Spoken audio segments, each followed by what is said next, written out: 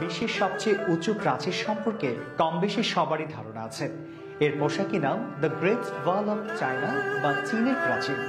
এটি পৃথিবীর সপ্তাশ্চর্যের মধ্যে অন্যতম।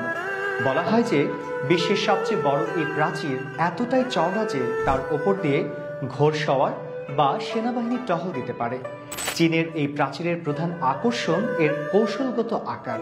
চলুন আজ তাহলে এই আশ্চর্য সম্পর্কে কিছু মজার তথ্য জেনে নিই। এই প্রাচীরের দৈর্ঘ্য প্রায় ৬,৩০০ কিলোমিটার। মানুষের তৈরি বিশ্বের বৃহত্তর কাঠামোর মধ্যে এটিকে গণনা করা হয়।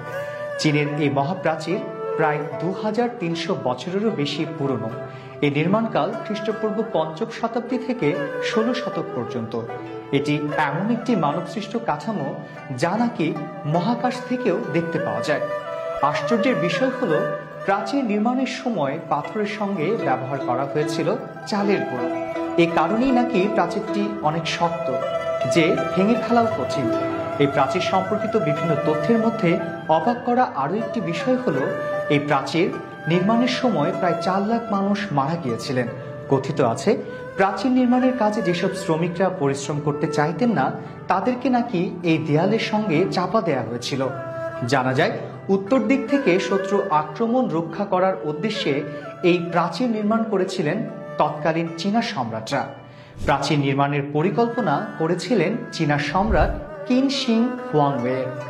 এটি তৈরি করতে প্রায় ২,০০০ বছরের বেশি সময় লেগেছিল। তাই কোনো একজন সম্রাট নন, এই প্রাচীর নির্মাণের সঙ্গে সংশ্লিষ্টতা আছে চীনের একাধিক সম্রাটের।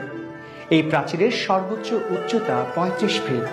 এই সম্পূর্ণ ৩,৪০০ কিলোমিটার দীর্ঘ প্রাচীরের মধ্যে রয়েছে বিকন টাওয়ার, সিঁড়ি ও অনেকগুলি সেতু।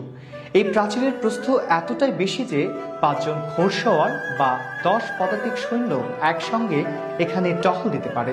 প্রাচীরের প্রস্থে অনায়াসে গাড়ি চালিয়ে যাওয়া যায়।